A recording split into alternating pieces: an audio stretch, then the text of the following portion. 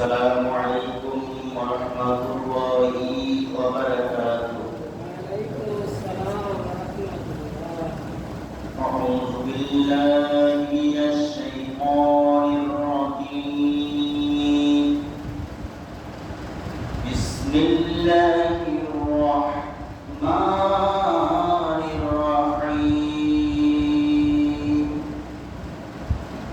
قل اللهم مالك الملك تؤتي الملك من تشاء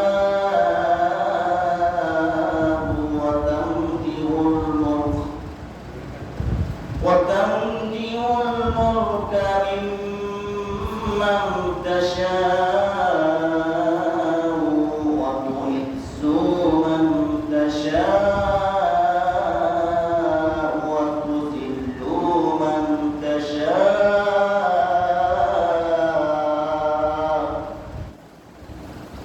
بيدك الخير إنك على كل شيء قدير.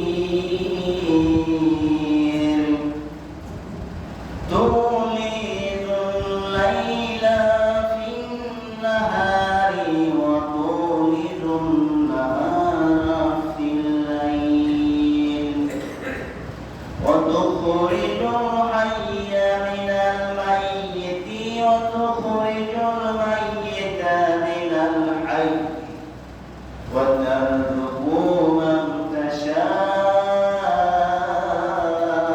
بغير حساب. لا يتخذ المؤمنون الكافرين أولياء من دون المؤمنين ومن يفعل ذلك فليس من الله في شيء إلا أن تتقوا منهم تقاتا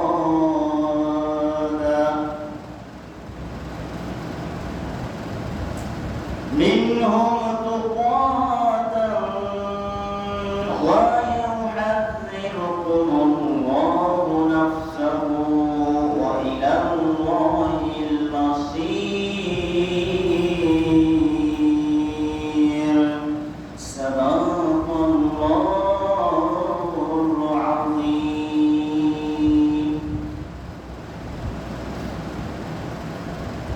আলহামদুলিল্লাহ রাব্বিল আলামিন। সমস্ত প্রশংসা পাই একমাত্র মহান আল্লাহ তাআলার জন্য, যার দয়া যার রহমতে আমরা আজকের এই পবিত্র দিনে আল্লাহ পবিত্র করে তার হুকুম পালন করার লক্ষ্যে আমরা আসতে পেরেছি। আমরা সেই মহান রবের দরবারে শুকর আদায় করে এই সকলে বলি আলহামদুলিল্লাহ। লক্ষ কোটি কোটি পুষ্ট দেশ আমাদের প্রাণপ্রিয় নবী, আখির নবী, শেষ নবী জনাবে মুহাম্মদ রাসূলুল্লাহ সকলে বলি সাল্লাল্লাহু আলাইহি ওয়াসাল্লাম। সম্মানিত মুসলিমবৃন্দ, আমি আপনাদের মাঝে পবিত্র কোরআন কারীমে সূরা আলে ইমরান এর 26, 27 এবং 28 নং আয়াত তেলাওয়াত করেছি। সংক্ষিপ্ত আকারে এই আয়াতগুলির উপর কথা বলবো ইনশাআল্লাহ। আজকে আলোচনার মূল বিষয় হলো, পয়েন্ট হলো, মানে এই আয়াতের শিক্ষা হলো, বক্তব্য হলো, আল্লাহ যাকে সম্মান দেয় সেই সম্মান পাবে, আল্লাহ যাকে ক্ষমতা দেয় সেই ক্ষমতা পাবে। আবার আল্লাহ যাকে অপমানিত করে, লাঞ্ছিত করে, কেউ তা রোধ করতে পারবে। তিনি দিনকে রাত করেন, রাতকে দিন করেন, দিনের মধ্যে রাত ঢুকিয়ে দেন, আবার রাতের ভিতরে দিন ঢুকিয়ে দেন। এটা তারই ক্ষমতা। মূলত এই প্রসঙ্গে আলোচনা। আগে আমরা এই আয়াতগুলি সরল অর্থ জেনে নিই, তারপরে আমরা ব্যাখ্যা সহ কথা শুনবো ইনশাআল্লাহ। প্রথমে বললেন আল্লাহ তাআলা নবীকে জানিয়ে দিচ্ছেন, ও নবী আপনি বলে দেন, আপনি জানিয়ে দিন যে কুলিল্লাহুম্মা মালিকাল মুলকি তুতিল মুলকা মান তাশা ওয়া তানজিউল মুলকা মিম্মান তাশা। তুমি বলো যে হে মহান আল্লাহ, তুমি যাকে ইচ্ছা তাকে তুমি সাম্রাজ্য দান করো, ক্ষমতা দান করো, আবার তুমি যাকে ইচ্ছা তার সাম্রাজ্য তার ক্ষমতা কেড়ে নাও। আল্লাহ সম্মান দেওয়ার মালিক, আল্লাহ আবার কিন্তু সম্মান কেড়ে নেওয়ার মালিক। এরপর বলা হচ্ছে যাকে তুমি সম্মানিত করো, আবার যাকে তুমি অপমানিত করো, সব রকমের কল্যাণ তোমার কাছে নিবদ্ধ, তোমার হাতে নিবদ্ধ। তাহলে আল্লাহ হুকুম ছাড়া কিছু হবে না। আল্লাহর থেকে সর্বশক্তিমান। এরপর বলা হচ্ছে তুমি রাতকে দিনের মধ্যে প্রবেশ করো, আবার দিনকে রাতের মধ্যে তুমি প্রবেশ করো। বলেন সুবহানাল্লাহ। এখন আমরা দেখতে পাচ্ছি দিন কিন্তু একটু ছোট হয়েছে কিনা, দিন কিন্তু ছোট হয়েছে, রাত কিন্তু বড় হয়েছে। আবার অনেক সময় দেখা যায় দিন বড় হয় রাত ছোট হয়। এটা সেই কথাই মানে আল্লাহ তাআলা তুলে ধরছেন এখানে যে তুমি রাতকে দিনের মধ্যে ঢুকিয়ে দাও, প্রবেশ করাও, আবার তুমি দিনকে আবার রাতের মধ্যে প্রবেশ করাও। আবার কি করো, তুমি প্রাণহীন বস্তু থেকে প্রাণ বের করো। বলেন সুবহানাল্লাহ। একটা জড় পদার্থ যার জীবন নাই, সেখান থেকে তুমি জীবন্ত প্রাণী বের করে নিয়ে আসো। আবার জীবন্ত প্রাণী থেকে তুমি আবার কি করো, নিত্য প্রাণী বের করো। বলেন সুবহানাল্লাহ। এই কথা আল্লাহ পাক নবীর মাধ্যমে আমাদেরকে জানিয়ে দেওয়া হচ্ছে। এবং যাকে ইচ্ছা আল্লাহ বেশমাল রিজিক দান করে, অফুরন্ত নিয়ামত দান করে, রিজিক দান করে, সম্পদ দান করে, এটাকে আল্লাহরই। এরপর আল্লাহ তাআলা অন্যায় আবার বলেন যে লা ইয়াত্তাখিযিল মুমিনুনা আল কাফিরিন। হে ঈমানদারগণ, তোমরা ঈমানদারগণ ছাড়া, অর্থাৎ হে মুমিনগণ, হে বিশ্বাসীগণ, তোমরা ঈমানদার বা মুমিনগণ ছাড়া কাফেরদেরকে নিজেদের বন্ধু হিসাবে গ্রহণ করবে না। তোমরা যখন বন্ধুত্ব করবা, সম্পর্ক তৈরি করবা, তখন তুমি মুমিন, তুমি বন্ধুত্ব ভালোবাসা তৈরি করো তোমার মুমিনদের সাথে। কাফেরদের সাথে কি করো না, বন্ধুত্ব করো না। এটা আল্লাহ কেন বলতেছেন যে লা আউলিয়া মিন দুনিল মুমিনিন ওয়া মান ইয়াফআল যালিকা ফালাইসা মিনাল্লাহ ফিল শাইইন। তাহলে কাফেরদেরকে নিজেদের বন্ধু বানাবে না, গ্রহণ করবে না। যদি তোমাদের কেউ তা করে, তাহলে আল্লাহর সাথে তার কোনো সম্পর্কই থাকবে না। যদি আপনি মুসলমান ছাড়া, ঈমানদার ছাড়া অন্য কাউকে মুসলমান বন্ধু হিসেবে গ্রহণ করেন, বন্ধুত্ব করেন কাফেরদের সহিত, তাহলে কিন্তু আল্লাহ বলতেছেন আল্লাহর সাথে তার কোনো সম্পর্কই থাকবে না। এরপর বলেন ইল্লা আত্তাকু মিনহুম তুকাতা। আর যদি তোমরা আশঙ্কা করো যে নিজেদেরকে বাঁচানোর জন্য যদি আমার প্রতিবেশী কাফের হয়, অমুসলিম হয়, আমার চাইতে সে শক্তিশালী, আমি দুর্বল, আমি যদি তার সাথে বন্ধুত্ব স্থাপন করতে না পারি বা না করি, তাহলে সে আমার আক্রমণ করতে পারে, আমার ক্ষতি করতে পারে। তাহলে এখানে আল্লাহ তাআলা বলে যে তোমরা নিজেদেরকে বাঁচানোর প্রয়োজন হলে তার ভিন্ন কথা, তাকে ভিন্ন কথা। আল্লাহ তাআলা তো বরং তোমাদের তার নিজের ব্যাপারে কি তোমাদেরকে ভয় দেখাচ্ছেন বেশি, কারণ আল্লাহর কাছে একদিন তোমাদেরকে ফিরে দিতে হবে।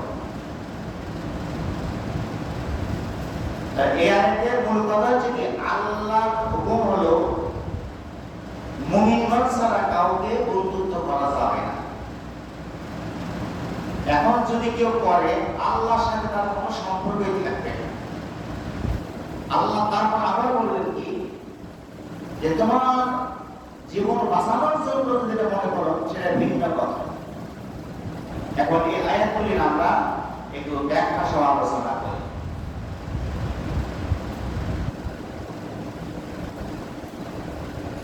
আল্লাহ হচ্ছে আমাদের রব, আমাদের মালিক, আমাদের রিজিক দাতা, হায়াত দাতা, মৃত্যু দাতা। আমরা আল্লাহর ইচ্ছায় বেঁচে আছি, আবার আল্লাহর ইচ্ছায় একদিন মারা যাব। এই আয়াতের তাফসীর হলো যে আল্লাহ তাআলা নবী করেছে কয়েক বংশের মধ্যে থেকে,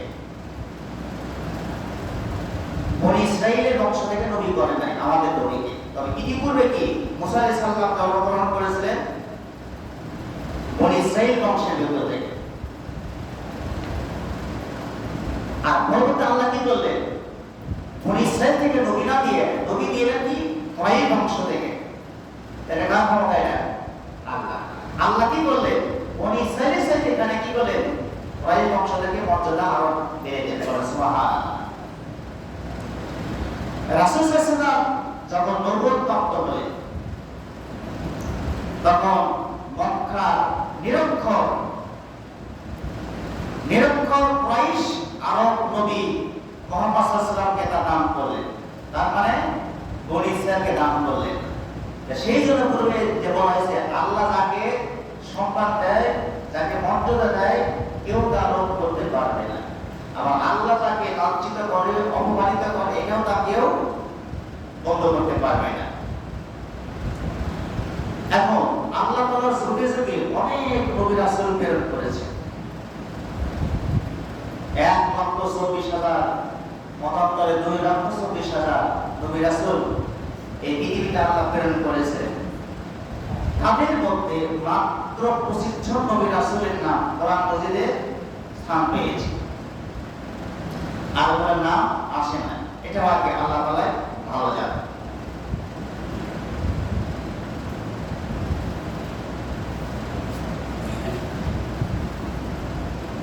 وَتُخْرِجُ الْحَيَّ مِنَ الْمَيِّتِ وَتُخْرِجُ الْمَيِّتَ مِنَ الْحَيِّ। মহান আল্লাহ বলেন, তিনি মৃত্যু থেকে তিনি জীবিত প্রাণ বের করেন, আবার জীবিত থেকে তিনি মৃত্যু প্রাণ বের করেন। সুবহানাল্লাহ। একটা ধানের বীজ, আচ্ছা এই ধানের বীজের কি জীবন আছে? একটা সরিষা আপনি বাসায় নিয়ে আসলেন, পাতিলের ভেতর পলিথিনের ভেতর বা কোনো ড্রামের ভেতর রেখে দিলেন, ওটা কিন্তু জড় পদার্থ আর জীবন নাই। একটা মুরগি যখন ডিম দেয়, এই ডিমটা যখন বের হয়, ওই ডিমটা কিন্তু জড় পদার্থ আর কিন্তু জীবন নাই। আল্লাহ তাই এখানে বলতেছে ওই ডিম থেকে আমি কি করি, আবার বাচ্চা বের করি।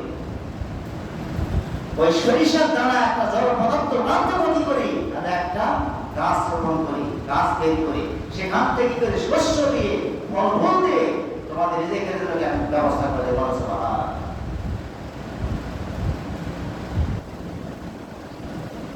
আল্লাহ তাআলা বলেন, ওয়াতুখরিজুল হাইয়্যা মিনাল মাইয়্যিতি ওয়াতুখরিজুল মাইয়্যিতা মিনাল হায়্য।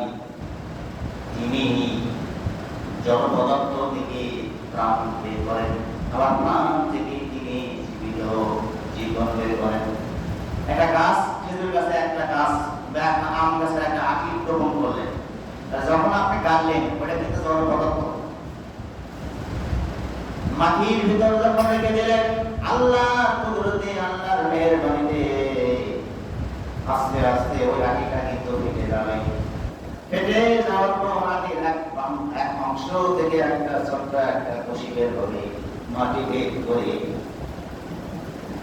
ওটাকে আল্লাহ তাআলা তিল তিল করে বড় করলেন। বড় যখন হয়ে গেল, আল্লাহর ইচ্ছায় গাছটাকে আবার ফলে ফুলে বড় করে দিলেন। বলেন সুবহানাল্লাহ। একটা খেজুর, একটা আম গাছ, যে কোনো একটা গাছ রোপণ করলেন, গাছে অসংখ্য ফল হয়।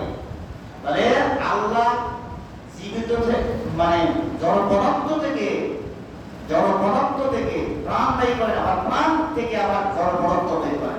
যেমন গাছ ভরা খেজুর, গাছ ভরা ফল উৎপন্ন করলেন বা আমরা পেলাম, আবার কি করলেন, আমটা যখন খালেন বা খেজুরটা যখন খাইলেন, আবার ওই আটির থেকে আবার কি বলেন আর একটা গাছ হবে।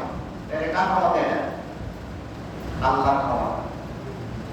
আল্লাহ অন্য কথায় বলেন সূরা ওয়াকিয়ার ভেতর, বান্দা তোমার ক্ষমতা এতটুকুই, তুমি কি করো বান্দা, একটা জমিনটাকে নিড়ানি দাও, নরম করে একটা বীজ তুমি কি করো ওই মাটির ভিতর থেকে আসো, এটাই তোমার ক্ষমতা। আমি আল্লাহ কুদরতের মাধ্যমে তোমাদের রিজিকের জন্য ওই অঙ্কুরটা ফেটে দেই, ওখান থেকে একটা নরম অঙ্কুর বের করে তিল তিল করে বড় করি, বড় করার পর মানে লতা পাতা কি পরবর্তী তোমাদের জন্য রিজিকের ব্যবস্থা করে দিই।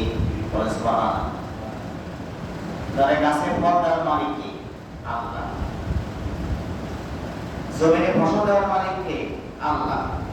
এই যে আমরা ধানের ফসল লাগাইছি, আল্লাহ যদি ধান গাছে ধান না দেয়, আমাদের করার কিছু আছে? কোনো কিছু করার আছে? আমাদের ক্ষমতা কি একটা বীজ রোপণ করে ওখানে চারা রোপণ করে দিয়ে আসছে, এটাই আমার ক্ষমতা। ওটাকে বড় করার কোনো ক্ষমতা আমাদের নাই। ওই গাছের ধান গাছে ধান রোপণ করার আমাদের কোনো ক্ষমতা নাই। ক্ষমতা কার? আল্লাহ। তাই এখানে বলতেছে আমি তোমাদের রিজিকের জন্য কি করছি? সুব্যবস্থা করে দিয়েছি। এরপর আল্লাহ তাআলা অন্য একটা বলেন, লা ইয়াত্তাকিযুল মুমিনুনাল কাফিরিনা আউলিয়া মিন দুনিল মুমিনিন।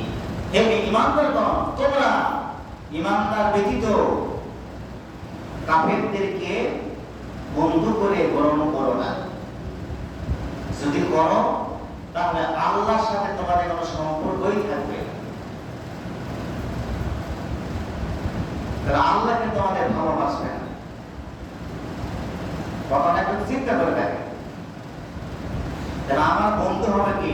মুমিন। আমার বন্ধু হবে কি? খাঁটি মুসলিম। কাফেররা হবে এমন। কাফের কি? তাদেরকে বলা হয়, এর ব্যাখ্যা এখানে বলা হয়েছে যে যারা আল্লাহকে মানে না, নবী রাসূলকে মানে না, এরা হচ্ছে আল্লাহর দুশমন, এরা হচ্ছে কাফের, এরা বিশ্বাস করে না আল্লাহকে, নবী রাসূলকে। এদের সাথে যদি আপনি বন্ধুত্ব করেন তাহলে আল্লাহ আপনার সাথে সম্পর্ক রাখবেন।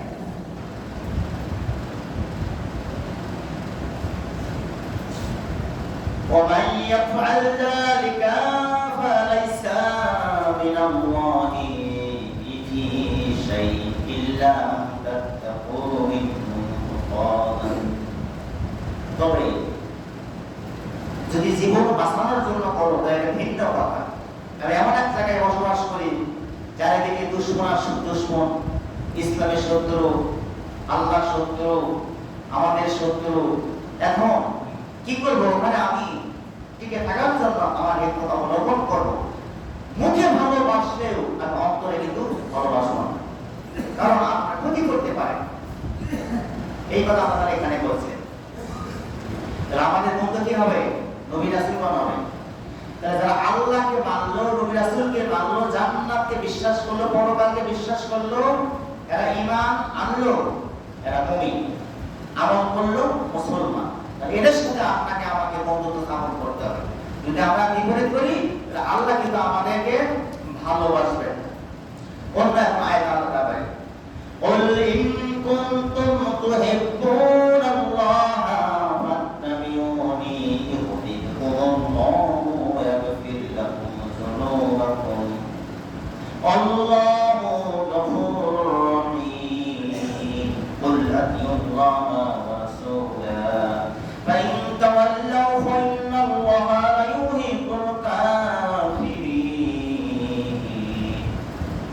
এই আয়াতে আল্লাহ তাআলা বলেন, নবী তুমি বলে দাও, তোমরা যদি আল্লাহর ভালোবাসা পেতে চাও, আল্লাহর মহব্বত পেতে চাও, আমরা আল্লাহর ভালোবাসা পেতে চাই কিনা?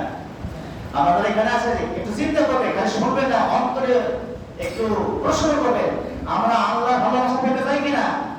অবশ্যই পেতে চাই। আল্লাহ শর্ত দিয়েছে, আবার আল্লাহর ভালোবাসা যদি তোমরা পেতে চাও, আল্লাহ বলতেছেন ফাত্তাবিউনি ইউহিব্বুকুমুল্লাহ। আল্লাহ বলে আমার ভালোবাসা যদি পেতে চাও, আমার নবীকে তোমরা অনুসরণ করো, আমার নবীকে তোমরা ভালোবাসো, তাহলে আমি আল্লাহ তোমাকে ভালোবাসবো, তোমাকে মহব্বত করবো। বলে সুবহানাল্লাহ। মহব্বত করলেন, এরপর আল্লাহ বললেন ওয়ায়াগফির লাকুম যুনুবাকুম আল্লাহু গফুরুর রহিম। আল্লাহ তাআলা তোমাদের যাবতীয় গুনাহ, সব গুনাহ আল্লাহ মাফ করে দিবে। আমাদের যত গুনাহ করেছি সব গুনাহ আল্লাহ মাফ করে দিবেন আমাদের নবীকে ভালোবাসার কারণে। তাহলে আল্লাহর ভালোবাসা পাইতে গেলে নবীকে ভালোবাসতে হবে, নবীকে মানতে হবে, নবীর পথ অনুসরণ করতে হবে। যদি করেন আপনি আল্লাহর ভালোবাসা পাইবেন। তাহলে আপনি যদি নবী রাসূলের বিকৃতি না মানেন, তাহলে আল্লাহর ভালোবাসা পাবেন না। এই আয়াতের শর্ত অনুযায়ী আমার নবী জীবনে কোনো মিথ্যা কথা বলে নাই, ওজনে কম নাই, ওজনে কম দেন নাই, মালে ভেজাল দেন নাই, কারোর সাথে ঝগড়া করেন নাই, কাউকে রাগ করে কথা বলেন নাই। এখন আমি করি কিনা, আপনি করেন কিনা একটা চিন্তা করেন। আমার নবী আল্লাহর ইবাদত করছেন, আল্লাহর গোলামি করছেন, দাসত্ব করছেন, আমি আপনি করি কিনা একটু চিন্তা করবেন। আমার নবী, আপনার নবী আল্লাহর দ্বীন প্রতিষ্ঠা করার জন্য তিনি সংগ্রাম করেছেন, জিহাদ করেছেন, আমি আপনি করি কিনা চিন্তা করেন। আমাদের নবী আল্লাহর জমিনে আল্লাহর দ্বীন প্রতিষ্ঠা করার জন্য তিনি সংগ্রাম করেছেন, লড়াই করেছেন, রক্ত দিয়েছেন, দাঁত দিয়েছেন, আমি আপনি করি কিনা মুখে বললে কিন্তু হবে না। আল্লাহ কিন্তু আমার আপনার অন্তরের খবর জানেন। তাহলে যখনই আমরা আল্লাহ ভালোবাসা পাইতে চাই, আল্লাহ শর্ত যে আমার নবীকে ভালোবাসো, আমার নবীর পথ অনুসরণ করো, তাহলে কি আমাকে ভালোবাসা, আমাকে তোমার পেয়ে যাওয়া। আর এর মাস হিসেবে আমাকে, আমি তোমাকে যাবতীয় সব গুনাহ আমি মাফ করে দেব। আমার নবীর মুখে দাড়ি ছিল, এখন আপনার মুখে দাড়ি আছে কিনা চিন্তা করেন। যদি না রাখেন তাহলে বুঝতে হবে নবীকে ভালোবাসেন না। আমার নবী কি করেছেন? নামাজ পড়েছেন, রোজা করেছেন, যাকাত দিয়েছেন, হজ করেছেন, ভালো ভালো কাজ করেছেন, আমি আপনি করি কিনা একটু চিন্তা করবেন। আল্লাহ তাআলা এখানে এই আয়াতগুলোর ব্যাখ্যা হলো যে আল্লাহর ভালোবাসা পাইতে গেলে আমার নবীর পথ অনুসরণ করতে হবে, তাহলে আল্লাহ আপনাকে আমাকে ভালোবাসবেন। আল্লাহ নবী হাদিসে ফরমাইছেন, তোমরা কেউ ততক্ষণ পর্যন্ত পূর্ণাঙ্গ মুমিন হতে পারবে না, ঈমানদার হতে পারবে না, যতক্ষণ পর্যন্ত তুমি তোমার পিতার চাইতে, মাতার চাইতে, সন্তানের চাইতে আমাকে বেশি মহব্বত না করবা, ততক্ষণ পর্যন্ত তোমরা কেউ পূর্ণাঙ্গ মুমিন হতে পারবে না। তাহলে পূর্ণাঙ্গ ঈমানদার হইতে গেলে সন্তানের চাইতে, পরিবারের চাইতে নবীকে বেশি ভালোবাসতে হবে। সুবহানাল্লাহ। ভালোবাসলেন তাহলে আল্লাহর কথা আপনি মানলেন, তাহলে আল্লাহ তখন আপনাকে ভালোবাসবেন। মুখে যতই বলি না কেন আল্লাহ তোমাকে ভালোবাসি, কিন্তু আল্লাহ অন্তরে খবর ঠিকই জানেন যে তুমি আমার কিরকম ভালোবাসো। তুমি আমার নবীকে ভালোবাসো না, আমার নবীর পথ অনুসরণ করো না,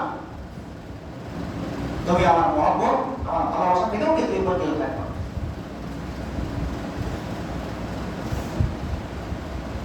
আল্লাহ নবী হাদিসের মধ্যে শিক্ষা দিয়েছেন যে আমি বেঁচে থাকাকালীন যদি অন্য কোন নবী বেঁচে থাকতো, তাহলে তাদের ধর্ম বাদ দিয়ে আমার ধর্মের কোন আসা তাদেরকে জরুরি হয়ে যেতে পারে। সুবহানাল্লাহ। এই বিষয়ে একটা কিতাব আছে, হযরত ওমর রাদিয়াল্লাহু আনহু নবীর সামনে একদিন তাওরাতের একটা পৃষ্ঠা পড়তেছেন। নবীজি জিজ্ঞাসা করলেন, ওমর তুমি কি পাঠ করতেছো? বলে, হে আল্লাহর রাসূল, আমি তাওরাতের একটা পৃষ্ঠা পড়তেছি। তাওরাত, যে তাওরাত কিতাব হযরত মুসা নবীর উপর অবতীর্ণ হয়েছিল, আল্লাহ নবী আমি যে এক কিতাবের একটা পৃষ্ঠা পড়তেছি। আল্লাহ নবী সঙ্গে সঙ্গে তার চেহারা লাল হয়ে গেল, তাকে বন্ধ করে দিলেন। ওমর তুমি এটা পাঠ করা বন্ধ করে দাও। শুনে রাখো ওমর, এই কিতাব যে নবীর উপর অবতীর্ণ হয়েছিল, নাজিল হয়েছিল, যদি ওই মুসা নবীর কাছে থাকতো, তার ধর্ম বাদ দিয়ে তা আমার ধর্ম গ্রহণ করা তার জন্য খরচ হয়ে যেত। বাধ্য কোরআন তিলাওয়াত করো। তাহলে অন্যান্য নবীরা দেখে আল্লাহ সম্মান দিলে, তার চাইতে অসংখ্য সম্মান মর্যাদা আল্লাহ তাআলা আমাদের নবীকে দান করেছেন। মুসা আলাইহিস সালামকে আল্লাহ তাআলা মুজিজা দিয়েছিলেন, লাঠি ছেড়ে দিলে বিশাল বড় সাপ হয়ে যেত। লাঠি দিয়ে দড়িতে আঘাত করলে পানি সরে রাস্তা হয়ে যেত। লাঠিতে আবার হাত দিত, আবার সঙ্গে সঙ্গে বিষাক্ত সাপ আবার লাঠি হয়ে যেত। সুবহানাল্লাহ, এটা ছিল মুজিজা। আল্লাহর মুসা নবী চলে গেছে দুনিয়া থেকে, লাঠিও শেষ হয়ে গেছে। আর কেউ লাঠিতে হাত দিলে ওই লাঠি কিন্তু কোনোদিন আর সাপ হবে না। লাঠিতে বাদ ধরে আঘাত করলে আর কোনোদিন ধরে একটু নাক হবে না। মানে মুসা নবীও শেষ, তার মুজিজাও শেষ। দাউদ আলাইহিস সালামকে আল্লাহ মুজিজা দিয়েছিলেন, তিনি লোহাকে হাতে চেপে লোহার উপর ডাবা দিবেন, লোহা গলে যেত, লোহা গলে পানি বের হয়ে যেত। তিনি হাত দিয়ে ডাবা দিয়ে তিনি অস্ত্র তৈরি করতেন। দাউদ আলাইহিস সালাম শেষ, তার ওই মুজিজাও শেষ। সুলাইমান আলাইহিস সালামকে আল্লাহ মুজিজা দিয়েছিলেন, তিনি শূন্যের উপর ঘুরে বেড়াইতেন, তিনি সারা দুনিয়া ঘুরে বেড়াতেন। তিনি জিনদের উপর তাওয়াক্কুল করতেন, তিনি পশু পাখিদের তিনি ভাষা বুঝতেন। সুলাইমান আলাইহিস সালাম শেষ, তার মুজিজাও শেষ। ঈসা আলাইহিস সালামকে মুজিজা দিয়েছিলেন, বাড়িতে কি সম্পদ লাগে আছে, ঘরের ভিতর তার কি সম্পদ বাসায় গোপন ভাবে রেখে আছে, তিনি কান থেকে বলে দিতেন। তিনি হাত দিয়ে মাটি দিয়ে পাখি বানাইতেন, পাখিতে ফু দিয়ে দিলেন, পাখি উড়ে যেত। আবার যেখান থেকে পড়ে যেত ওখানে আবার যায় পাখি হয়ে যেত। তিনি আল্লাহর হুকুমে মৃত্যুকে জীবিত করতে পারতেন। ঈসা আলাইহিস সালাম চলে গেছে, তার মুজিজাও চলে গেছে। ইব্রাহিম আলাইহিস সালাম, তাকে নমরুদ আগুনের মধ্যে ফেলে দিয়েছিল। আল্লাহ পাক আগুনকে অর্ডার করেছিলেন, খবরদার খবরদার আমার ইব্রাহিম নবীর একটা কসম করা না যায়। ইব্রাহিম সালাম চলে গেছে, আর কাউকে যদি আগুনের মধ্যে ফেলে দেওয়া হয়, আগুন কিন্তু কাউকে খাতির করবে না আল্লাহর হুকুম ছাড়া। আমাদের নবী চলে গেছে আমাদের মাঝ থেকে, কিন্তু আমাদের মধ্যে মুজিজা রেখে গেছেন, সেটা হচ্ছে আল কোরআন। বলেন সুবহানাল্লাহ, তিনি কোরআন কিন্তু সাথে নিয়ে আমাদের মাঝে রেখে গেছে।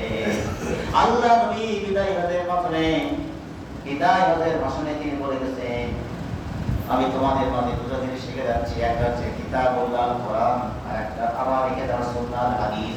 তোমরা যদি পৃথিবীতে কোরআন ও হাদিস অনুযায়ী জীবন করতে পারো, মানতে পারো, তোমরা পৃথিবীতে বিজয় লাভ করতে পারবা। তোমাদের কি কেউ দমানো করতে পারবে না, তোমাদেরকে পরাজিত করতে পারবে না। তাহলে কোরআন আমাদের মাঝে রেখে মানে শ্রেষ্ঠ মর্যাদা কোরআন। এই কোরআন কতদিন থাকবে? কিয়ামত পর্যন্ত থাকবে। কিয়ামতের আগ পর্যন্ত কোরআন আমাদের মাঝে থাকবে। যেদিন কিয়ামত শুরু হয়ে যাবে, আল্লাহর পক্ষ থেকে কোরআনের লক্ষ্য করে চলে যাবে, আল্লাহর কাছে বই কিন্তু কি করে থাকবে, বইয়ের মধ্যে কোনো অক্ষর থাকবে না। আমরা কোরআন কোন ভাবে অনেকে মানি না, কিছু অংশ মানি, কিছু অংশ মানে না, তা হতে পারে না। এটা হবে মুনাফিকের লক্ষণ। কোরআনের সূরা ফাতিহা থেকে সূরা নাস পর্যন্ত সব কথাকে মানতে হবে। এর নাম হচ্ছে কি? মুসলমান। এর নাম হচ্ছে ইমানদার। এর নাম হচ্ছে খালি মুমিন। কিছু অংশ মানবেন, কিছু অংশ মানবেন না, তা হতে পারে না। তাহলে আপনি কি ধোঁকাবাজ? আপনাকে কোরআনে নামাজ পড়েন, আবার কোরআনের সমাজ করবেন না, কোরআনের আইন মানবেন না। যদি না মানে আল্লাহর কাছে আপনাকে পরকালে আশীর্বাদ হতে হবে। লিখে রাখেন, আল্লাহ কোরআনে বলেন, ইয়া আইয়ুহাল্লাযিনা আমানু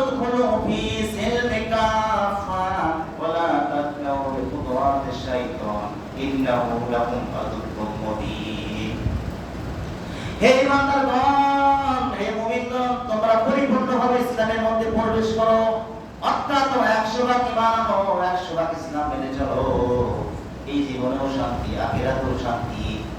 একদিন আমার কাছে তোমাকে ফেরত আসতে হবে। কুল্লু নাফসিন যায়কাতুল মাউত সুম্মা ইলাইনা তুরজাউন। আল্লাহ বলেন প্রতিটি প্রাণী মরণশীল। একটা বিড়াল একদিন মারা যাবে, বন্য প্রাণী হাতি উনি একদিন মারা যাবে, সমুদ্রে বড় একটা প্রাণী মাছ উনি একদিন মারা যাবে, আমরা মানুষ মারা যাব, জিনেরাও মারা যাবে, আল্লাহ ফেরেশতারা একদিন মারা যাবে। যে ফেরেশতা জান কবজ করে আজরাইল সালাম উনি একদিন মারা যাবে। আসমানে জমিনে যখন কেউ থাকবে না আল্লাহ ছাড়া, আল্লাহর হুকুমে কিন্তু কিয়ামত শুরু হয়ে যাবে। তখন আমি আপনি আফসোস করবো, হাই সামনে কি নিয়ে আসছি আর পিছনে কি ছেড়ে আসছি। তখন আমি বুঝতে পারবো আমি কি আমল নিয়ে আসলাম আর কি ছেড়ে আসছি। তখন আফসোস করে আর কোনো লাভ হবে না। আফসোস করার সময় এই দুনিয়াতে, আখিরাতে আফসোস করার কি লাভ হবে না। এই জন্য আমাকে আপনাকে সবাইকে পূর্ণাঙ্গভাবে ইসলাম মানতে হবে। ইমানের ভিতর মুনাফিকের চিহ্ন আনা যাবে না। আর এই যেখানে বললেন যে মুমিনদের ছাড়া ইহুদি খ্রিস্টান অমুসলিমদেরকে বন্ধুত্ব করা যাবে না। যদি করেন আল্লাহ নিজে বলছেন তার সাথে আল্লাহর কোনো সম্পর্ক থাকবে না। তাই আসো আমরা আলোচনা থেকে এটাই আমরা শিক্ষা গ্রহণ করি যে আল্লাহ যাকে সম্মান দেয়, মর্যাদা দেয়, এটা কেউ রোধ করতে পারবে না। আবার আল্লাহ তাকে লাঞ্ছিত করে, ঘৃণিত করে, তাকে কেউ সম্মান দিতে পারে না। তিনি মৃত্যু থেকে জীবিত প্রাণী বের করেন, আবার জীবিত থেকে মৃত্যু প্রাণী বের করেন। সর্বশেষ আয়াতের শিক্ষা হলো আমরা সবাই মুমিন মুমিনের সাথে বন্ধুত্ব স্থাপন করো, মুসলমান মুসলমানের সাথে বন্ধুত্ব স্থাপন করো। এক মুসলমান আর এক মুসলমান আয়না স্বরূপ। আপনি যখন আয়নার সাথে দাঁড়াবেন আপনার ছবি ওখানে ফুটে উঠবে, আপনার স্পট কোথায় কি আছে দেখা যাবে, ফুটে উঠবে। আপনি যদি কোনো মুমিনের ভিতর, কোনো মুসলমানের ভিতর কোনো দোষ ত্রুটি দেখতে পান, আপনার চোখে ধরা পড়ে গেছে, তাকে আপনি সংশোধন করে দেন, তার পিছনে সমালোচনা করবেন না। এটা হচ্ছে কি মুমিনের লক্ষণ, ইমানদারের লক্ষণ।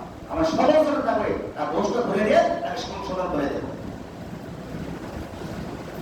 আল্লাহ পাক আমাদের সবাইকে এই কথাগুলি বাস্তব জীবনে আমল করার তৌফিক দান করুন। আমরা সবাই বলি আল্লাহুম্মা আমিন। যারা আমরা সুন্নাত পড়ে না শুধু সালাত করে কামনা করতে